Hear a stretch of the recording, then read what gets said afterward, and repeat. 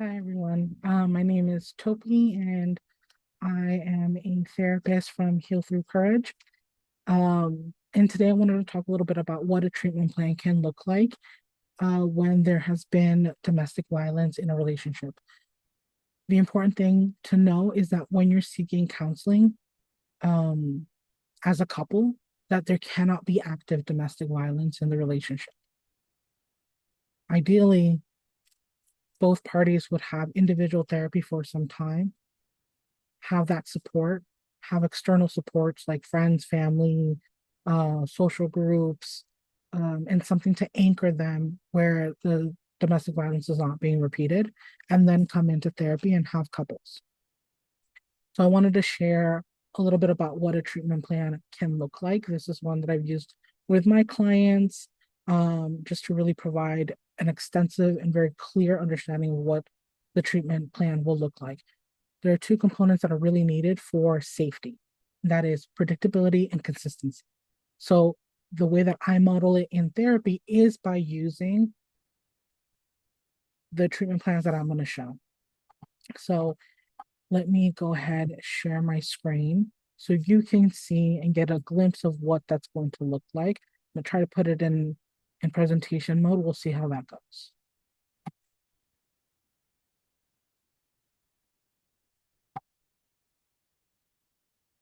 So yes, I am a tad bit extra when it comes to my treatment plans.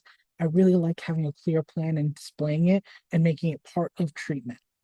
I really like having the clear expectations with my clients of what they're going to expect from me and what I expect from them and how we're going to be negotiating things, changing things, and setting up a really clear understanding of what it is that we're going to do and what is the point of this, right? Especially when we're doing couples work.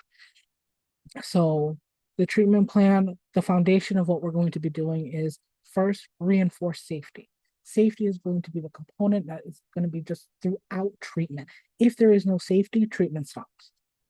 If something happens, we stop, we do a lot of crisis management, we stabilize, make sure that everybody has basic needs met, that everyone is safe, that there's a safety plan and in place for us to really follow and put into place, making sure that our support system and our support network knows that something's happening and what is everybody's role within the dynamic to be able to provide support to this couple. After that, it's psychoeducation, right? Really, really want to enforce what these things are, understanding what is gaslighting, what is breadcrumbing, what is the Darvo technique, what is manipulation, what it looks like. Because once we can recognize it, label it, identify it, then we can understand what other choices are available.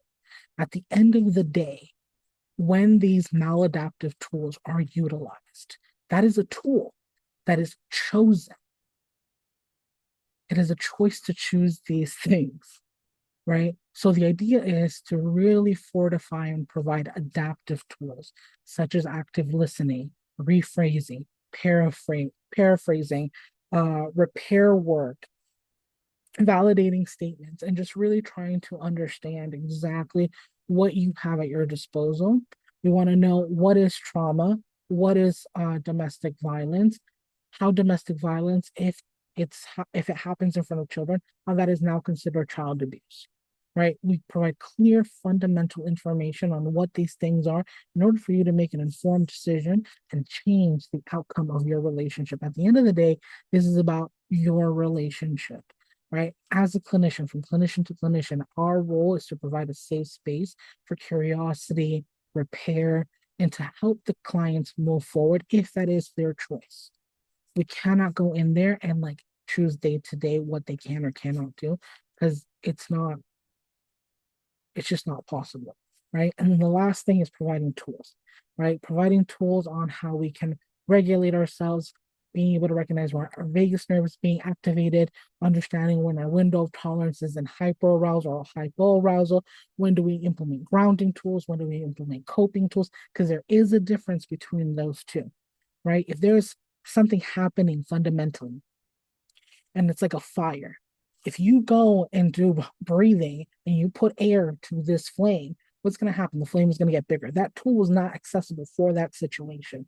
We removed the tool, right? What if there's a flame and you put a glass dome on top of it? The flame dies out. That dome was really important. Let's say that instead of the flame, there's a lot of water and someone's drowning. If you put a dome over it, they're going to drown because it continues to grow. If we get a boat, we can save them, right? It's all about understanding what tools are going to help us when and where. Oops. Introduction. This is really important. A treatment plan benefits you and I by creating a structured roadmap for sessions, providing clarity and focus, promoting accountability, and facilitating communication between all parties. It sets specific goals and objectives to provide outcomes, to track progress, and adapt the plan as needed for those changes. This treatment plan will also help ensure the necessity of care for psychological safety, emotional safety, clarity, environmental structuring, and commitment to the recovery journey, right? This is really important to like clarify and provide at the beginning because sometimes we don't really understand what the point of a treatment plan is, but this is an example of what it can be. What are the goals? For us to be able to reduce shame, guilt, resentment, and pain, and increase safety, support, love, and healthy expression. Reducing shame, guilt, and resentment and pain is not just for one person, not just for the aggressor, but it's also for the survivor. And we'll talk a little bit more about that in other videos that I'll make. The process. What is the process of treatment going to look like? Developing a safety plan for inside of sessions and outside of sessions to reduce the risk of triggers and activations. I don't need to just provide a safety plan for inside our sessions, but it's very important that when I'm out of the dynamic of that home, that there's still safety within their home and they know what to do. Then provide psychoeducation on what domestic violence is, how it impacts couples, individuals, children, and family. The next thing is develop an arsenal of tools to change past outcomes and lead towards healing, support, and progress. What does the psychoeducation look like? What is trauma and domestic violence? What is the power and control wheel? Effects on survivors and aggressors. Learn about different types of abuse. Different types of abuse are psychological, emotional, technology facilitated, environmental, spiritual. There's different types of abuse. It's important to be able to label and recognize what they are. We're going to learn about the four horsemen in the apocalypse. How does that apply to the relationship? What are the tools that we're going to use to prevent it or offset it? Understand the steps to escalation and de-escalation. Learn and create fighting fair rules. Learn about how trauma and stress affect the body through somatic work. What is the safety plan going to look like? We're going to want to identify what the triggers are. The triggers can be body language, nonverbal, past phrases, and places. And see how they come up, right? We have different types of memory. Some of them are more implicit. An example would be like, let's say that I go and I give you like a fruit, a bowl of fruit with watermelon, mango, cocoa, and then we put a little bit of lemon, a little bit of like tahine. What does your mouth start to do? It starts to water. But have I actually presented you with anything? No. What about eating like I don't know, really warm cookies and then sprinkling some sea salt or something, like your mouth will start to opposite effect. Let's say it's a really hot day, 80, 90 degrees, maybe 100 degrees, and there's a humidity to it. And I just, ate a soup of clam chowder. Don't know why I'm eating soup, but I did.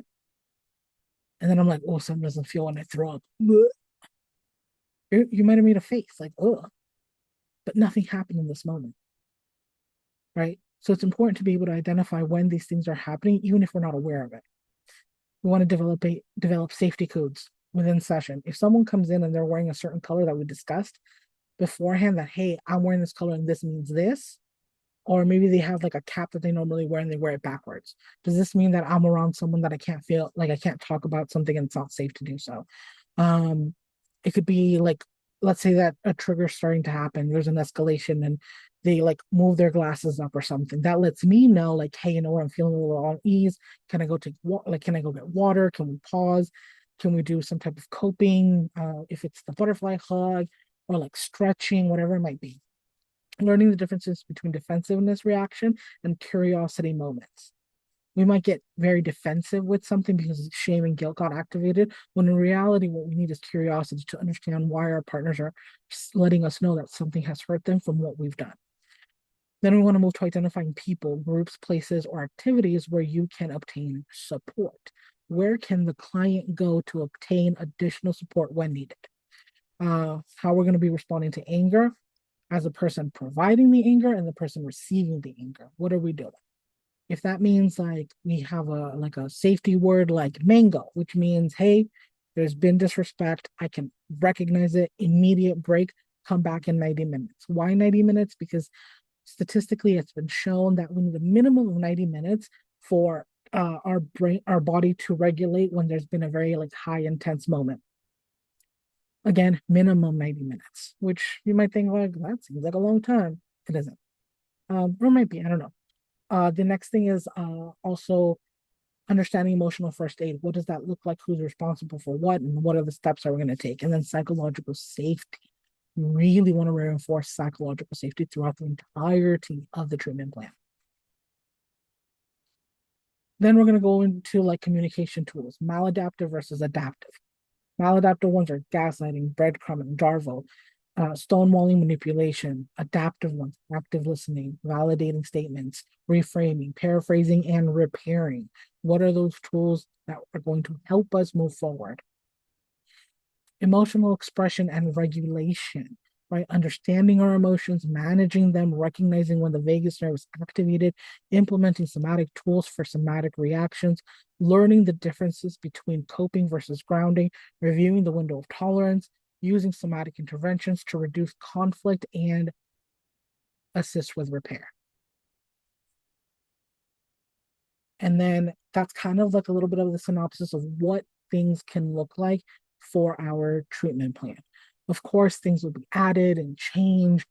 You can use psychoeducational videos, you can use workbooks, you can assign kind of like homework or recommend different like books or videos that can really help understand, like the couple understand what has happened and what they can do to move forward if that is their decision.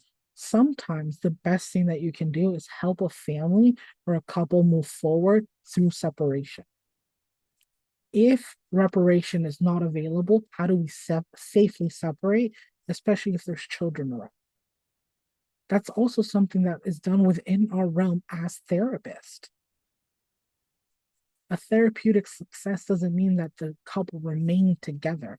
It's about helping them figure out what is going to work for their relationship and how they're going to go about it. So let's see if I can figure out how to stop sharing this. Yeah, there we go. So thank you so much. I really appreciate the time that you took. I hope that this information was helpful. I really want to post more things on here and provide more information on what's going on. But thank you so much. I hope you have a beautiful day.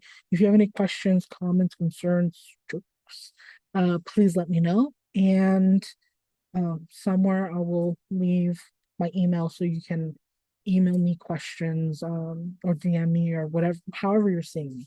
So thank you again, and I hope you have a really beautiful day or night. Thank you. Bye.